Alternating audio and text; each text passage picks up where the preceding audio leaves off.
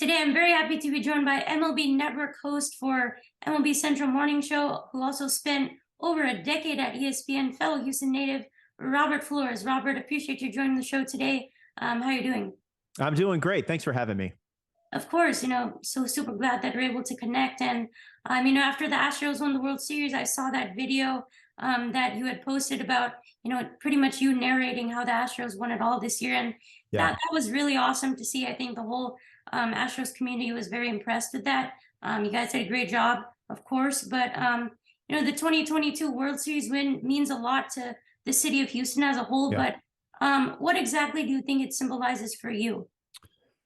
Well, boy, that's a good question. That's look, this franchise and their recent history, it's complicated. There's a lot of layers. There's a lot of nuance, and there's a lot to unpack. And sometimes in this climate, especially in the climate of social media, those things are hard to grasp, right? So I think we're going to need the benefit of time to really appreciate, well, maybe not even appreciate, but to really understand the significance of the Astros win in 2022. I don't think we need the benefit of time to understand how good this group has been. Yes, what they did in 2017, reprehensible. It was brazen. It was arrogant. And it is something that, unfortunately, they will probably never fully live down. But I don't think anyone can say that this group, that this is the golden age of Astros baseball, that this group, this core group, shouldn't be considered among the great teams in baseball history for their string of sustained excellence. Even if you want to cast stones and set aside what they did in 2017, okay, I understand that. They still won Game 7 on the road at Dodger Stadium, in 2017. So that's something there. But I don't think anyone that is a truly honest baseball fan can say that this group, this core group of Astros and this franchise shouldn't be considered among the great teams in baseball history. So would you consider this Astros, I guess, a modern dynasty in baseball? I do. Success? Okay. Yeah, I do. Because, I go back to I think of the 1990 Atlanta Braves. Remember, you had John Smoltz and Glavine and Maddox and all those great teams. I think they ended up winning like 13 division titles in a row or something crazy. I consider that a dynasty, and they won just one title. Yeah. These Astros have won two, and I'm not ready to concede that. I'm not ready to say that 2017 we just throw it out the window. No, I'm not. Yes, there were some terrible things that went on in the run up to that title, but I still consider what they did in those playoffs to be legitimate. So that's why I consider them a dynasty. They won twice. They have been to 6 consecutive American League Championship Series. That is incredible. And they were a game away from, remember, of one coming back from a 3-0 deficit to the Rays in that 2020 ALCS.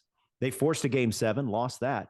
But think about that. If they had made it to that World Series in 2020, I mean, that's another check mark on their resume. And also consider all the players that they've lost.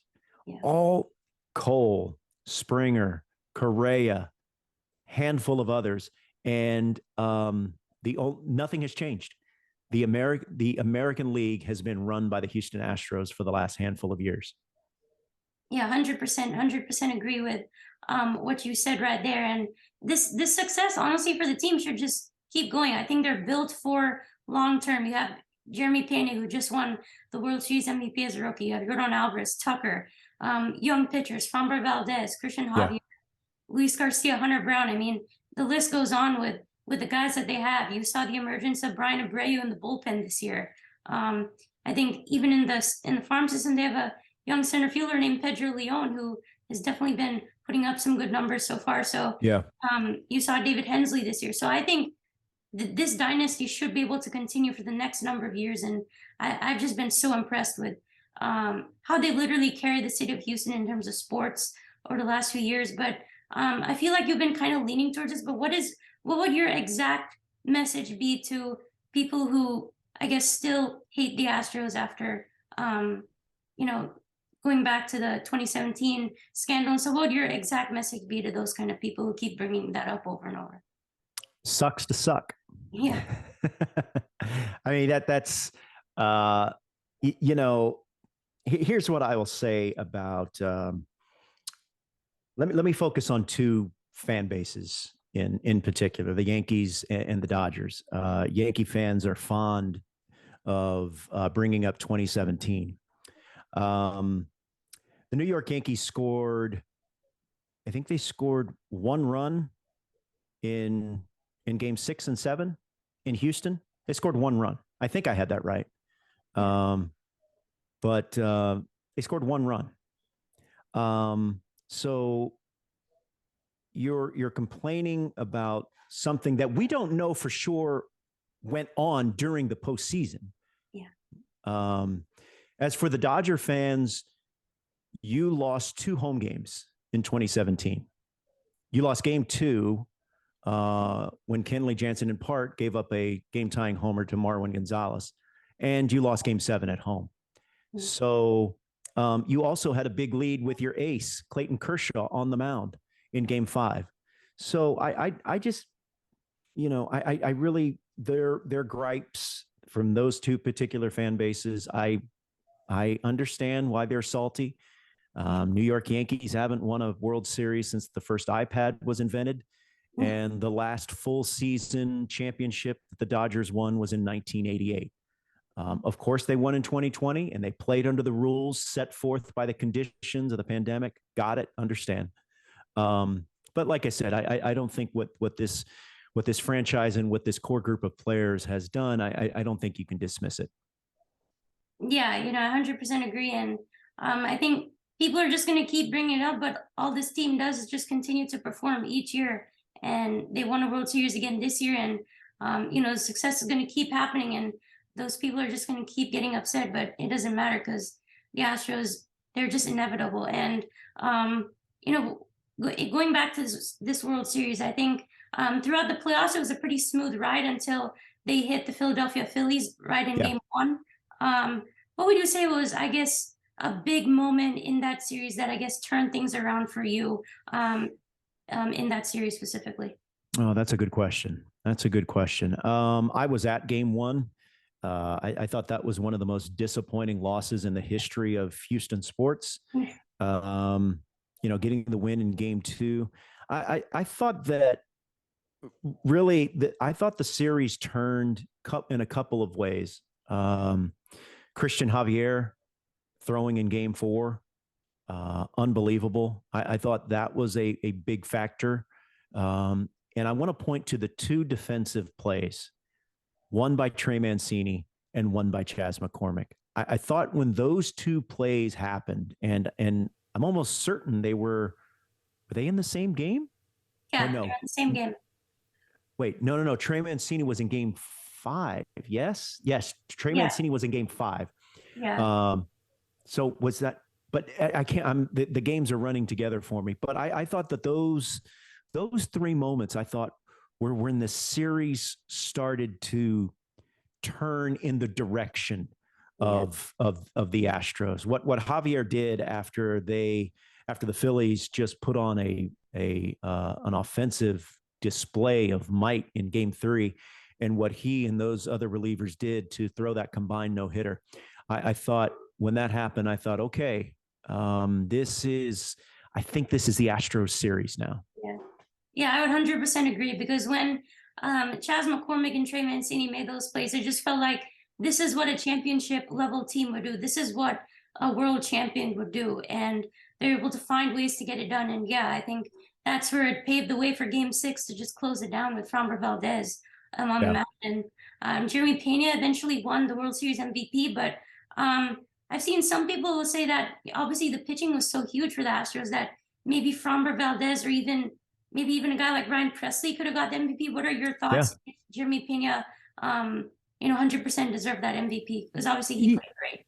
Yeah, no, I can understand people making those arguments. I think Alex Bregman also, Yeah. his hit against Jose Alvarado Mhm. with 2 strikes, I thought that was a huge hit, and I was happy for Alex Bregman to see him have the kind of postseason he had, because he was clearly physically not right, not himself last year during that last year's postseason. So I think there is a handful of players that had could lay claim to um, the MVP trophy. As you said, Javier, Ryan Presley was amazing out of the bullpen. Um, and look, I know he didn't have as many moments, but Yordan Alvarez's home run off Alvarado in the clincher, I could certainly see him getting a couple of votes, but Yeah. it's never just about, rarely is it ever just about one guy. It's a handful. But what Jeremy Pena did, I mean, for him to, and he had a good season. He had a very good season. There were times where he struggled quite a bit for long stretches of time at the plate. So for him to have still the confidence in himself to still to go out there and perform under those conditions, that's quite remarkable. Yeah, 100% agree. I think Jeremy Pena has become a superstar in this city. I mean, the reaction that he got, he was at, I think, Canes a few days ago, Yeah, doing yeah. doing those orders, and people are going crazy about him. It's just incredible. He's just improved so much, just to see that growth where he's able to hit breaking balls, and he really pounced on those during the postseason. And you brought up Alex Bregman. Absolutely love Alex Bregman. He was Mr. Consistent pretty much during the postseason. He hit 333 during the ALDS, the ALCS, Yeah. and overall during the postseason at 294. But I think that hit off of Jose Alvarado completely was probably, to me, the biggest hit, because the Astros needed that really more than anything at that point. So I mean, I still think he's one of the best hitters in the game, honestly. Yeah, no, I think when he's right, you're correct. I think Okay. he is one of the best hitters in the game. I think he's among the elite third basemen in the game. And when he is physically himself, he is one of the best clutch hitters in all of baseball. So I was really happy to see him return to form this postseason. Yeah, 100%. I think he was a much needed guy that the Astros really needed to see from him. Getting everyone in here in Houston was talking about getting back to that 2019 form, and his 2022 form I think was pretty good as well. And Yeah. now that we're in the free agency period now, I think the Astros, the majority of the talk with the Astros has been about whether they will re-sign 2022 Cy Young winner Justin Verlander. According to reports, I think he wants a similar deal to what Max Scherzer got with the Mets, around 43 million per year. I think Jim Crane's had a pretty close relationship with him. Mm-hmm. I think right now the expectation isn't too high, but Right. what is your outlook, and do you think it's likely that he returns to Houston at this point? I mean, this is pure speculation on my part. Yeah. I don't know for sure one way or the other. My guess is that he does leave. And if so, then it's obviously going to be for a whole lot of money. And he has earned that right. He has been a huge part of this franchise, and his contributions to the franchise will always be remembered and admired. That being said, if you don't re-sign him, I think that you're still sitting pretty nicely from a starting rotation standpoint. When you consider that from what we saw in the postseason, you could make the case that Christian Javier was the Astros' best starting pitcher in the postseason. And he started game 4 of the World Series. Game 4. I mean, think about that. So I think that the Astros are going to do everything they can to bring him back. But if at a certain point it doesn't look like they will be able to, for whatever financial benchmarks they have in their head, I think they're okay as from a starting pitching standpoint. That being said, it is you are losing a reigning Cy Young winner, But this is something that the Astros for the last handful of years have done. They have lost cornerstone players, and it hasn't really seemed to matter. Will that be the case if Verlander leaves? I don't know, but their track record would suggest it's a very strong possibility. Yeah, 100% agree. I think one thing that the Astros have, they have plenty of starting pitching, really more than enough at this point. You definitely want to bring Verlander back, but if it's too much money, then I guess you can't. But one thing is that the Astros may have Justin Verlander 2.0, which is Hunter Brown, and he Right. looks pretty impressive. I'd love to see more from him. And Jose Urquidy didn't even pitch in the whole entire postseason. So I Yeah, mean, Urquidy pitched, I think, like in cleanup role oh after yeah, he did. McCullers Okay, in game three, and I think right. he threw like, what was it, 3 scoreless innings. Yeah, three So scoreless. Yeah, I mean, yeah, and we didn't really see Luis Garcia much. yeah, He was amazing in that clincher, that game three clincher against the Mariners. Did give up the game winning homer to JT Realmuto, but yeah, you're right. Urquidy and Garcia, we hardly saw any of them throughout the postseason, and the same goes for Hunter Brown. I mean, yeah. rookie. There's a lot of quality arms that Dusty Baker had at his disposal. So, as I said, you obviously want someone of Justin Verlander's ability and experience and what he has meant to the team. But if for some reason they aren't able to bring him back, I think that they do have some options to potentially cover it. Yeah, I agree with that. And I think the Astros are going to be looking to add some more pieces. I think maybe first base is an option, designated hitter with Mm-hmm. Alvarez playing left field a lot more. I think Jose Abreu's been a name that people have been looking at. Rizzo was in talks, but obviously he re-signed with the Yankees. But I think Jim Crane's willing to spend some money. Is there any particular player that you think the Astros should, 100% try and get? Well, yeah. Look, if you are going to go the route of bringing Yuli Gurriel back, yes, I know he's a bit older, but I think you do have to be encouraged by his performance at the plate during the postseason. He was excellent. Didn't hit for a lot of homers, but the average was there. Had some good ABs, some clutch hits. So you have to be encouraged. You want to make sure that he's right. He did suffer the knee injury, but it sounds like that's not going to be anything too serious. Mm-hmm. So first base is definitely an option. I still would love to see them get a left-hander in that bullpen. I know that they've been successful without it. Yeah. Didn't have one. I mean, they had Will Smith on the World Series roster, but really didn't use him much. Yeah. I think they need to sign another outfielder. Chas McCormick had some good moments in the postseason. And you feel good about Kyle Tucker, obviously, Yordan Alvarez playing left field more. Do they bring Michael Brantley back to? I think there were times where they really missed Michael Brantley. He's left-handed. He evens out the lineup a little bit, and I still think he's one of the best pure hitters in the game. So maybe that's an option they decide to bring Brantley back to help that DH position. Yeah, I think one thing about the Astros is at this point, I don't think they maybe need to go out and sign people that are not already affiliated with them, like Michael Brantley. You can bring him back.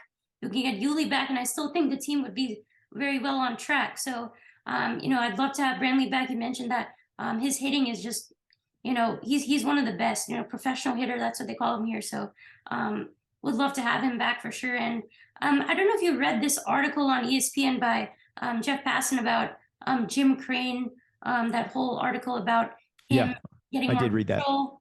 Obviously, I think a lot has to do with that because of James Click being fired. I think personally, I think it was a move that some people maybe saw coming within the organization of James Click being fired because I don't know if Crane and Click kind of saw eye to eye in terms of decisions, but do you think it was the right decision to move on from James Click? Well, look, that's hard for me to say because one, this is Jim Crane's team. This is his call. Yeah. He obviously signs the paychecks. He's probably and definitely privy to the inner workings, and he knows far more about his ball club and the front office and the inner workings of it than any of us do. I will say that I thought James Click did a very good job considering the circumstances, and many will argue, well, all of these were Luno's players. I mean, not all of them. I mean, Rafael Montero and Hector Neris, those are James Click guys. They had some pretty significant roles throughout the course of the season. Are bullpen guys as important as Alex Bregman or Jose Altuve? Of course not. No. That being said, this is Jim Crane's team, and he obviously wants to, it appears, to have an active role, a more active role than he has been when it comes to baseball decisions and the front office. And as a fan, on the surface, that makes me perk my ears up a little bit. I want to see how that works out. I'm a little wary of it, but hey, it's his team. He can do what he wants. Yeah, I agree. I think one thing is that Jim Crane, I think, deserves some trust within Astros fans. I think some Astros fans are getting a little too nervous, in my opinion. It's Jim Crane. He's done a good job as owner of this team. The team has 2 World Series titles with him as an owner. So I think, I trust whatever moves that he thinks is right for the future of the organization. But what names have you been hearing, like, in terms of people talking about the next GM of the Houston Astros? Is there any, like, particular name that stands out to you right now? Just the speculation that I'm sure that everyone has read and heard. David Stearns, who is no longer the head of baseball operations in Milwaukee. He has ties with the Houston Astros. He was there rather for several years ago before taking the Milwaukee job. Jim Crane has said he's going to take his time on this one. So I do know that Stearns has 1 more year left on his contract in Milwaukee. So I don't know what's going to happen. It's going to be really interesting to see how Jim Crane wants to play this out, both in terms of hiring a general manager or president of baseball ops, and how do you go about navigating the off season without a quote unquote GM or president of baseball ops. Yeah, it's all very interesting points. It's going to be curious to see how it all plays out. And there are a couple of players that I'm really interested in seeing for next season. I think one person definitely is, Jose Altuve, how he's going to be continuing to, perform. He did struggle a little bit in the postseason, but during the World Series, he hit 308, and that was pretty impressive. What do you think changed for him, and what I'm sure that will help him into next season? Because if you told me that he would have like 0 RBIs for the Astros and they're doing the World Series, I would be pretty impressed. So, I mean, I think that maybe not everything is on Jose anymore, I think, offensively. Yeah, I'm with you. If you had told me that Altuve wasn't going to hit a homer or have an RBI in the postseason, I would have said, well, I don't think there's a way that the Astros can win the World Series. But that being said, I think that he started to snap out of his postseason funk a little bit when this series moved to Yankee Stadium. I think he loves he will never admit it, but I think he really enjoys playing against the Yankees and at Yankee Stadium. So I thought that he would snap out of it a little bit, and I think we did see that there once the series moved to Yankee Stadium.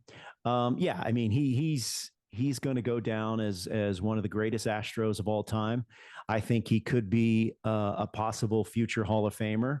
But yeah, there's no reason to think that he is not going to continue to produce next year. Yeah, 100%. He's my favorite player, and luckily I had a chance to meet him a few times. He's absolutely extraordinary in terms of interacting with fans and people like me. So it's pretty incredible. And I'm just so glad he's here with the Astros, honestly. And your journey, again, like I said before the interview, is something that I look up to because I'm born and raised here in Houston, and you went to the University of Houston. I'm currently going to the University of Houston right now. Nice. And I want to be on that pathway to somehow get on networks like MLB Network one day. So how would you kind of describe your journey, and what do you think someone should do, if one day they want to be on like a major sports network? Well, I think, one, you got to believe in yourself. Okay. 2, you have to be willing to put in the work. I mean, it's just like with any other industry. You just have to keep working at it.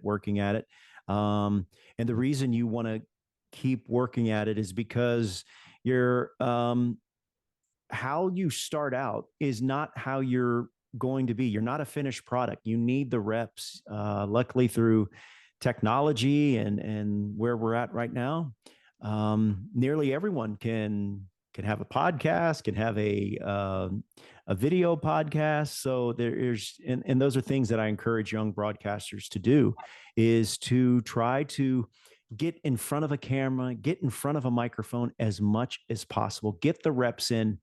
And in a lot of ways, our profession is kind of like Major League Baseball. You got to start in the minors and work out the kinks and prove yourself before you ultimately get to the big leagues. And I've had I consider myself, very lucky. I'm thankful for the work that I've done, and I'm looking forward to the future as well. Yeah, 100%. I think those are all things that I'm trying to work on, and 100% agree with trying to get those reps in. And that's where, that's how I started my own channel, and things have gone pretty well so far. And I'm so glad that I was able to speak with you. And I'm attending UH, and this was my first semester, and I'm definitely loving it there. One team that I think you should definitely follow is the UH men's basketball team, because Oh, that's I do. yeah, Oh, I do. I am. I'm quite excited from what I've seen from yeah, the U of H basketball team. They got another win last night. yeah. So I look. The Final Four we know is in Houston this spring. So it would be nice if the U of H Cougars are playing some home games at the Final Four. Yeah, that would be awesome. It seems like a perfect pathway for them to, pull it off this year. And Robert, I really appreciate the time today. Thanks again for responding on Twitter and joining the show. It means a lot. And hope you can give me a follow on Twitter and retweet this out. I'll tag you in the interview once I post it. So I hope you can do that. You got it. You All got right. it. Thanks for having me. Have a great weekend. Have a great Thanksgiving holiday. Yeah, you too. Bye bye.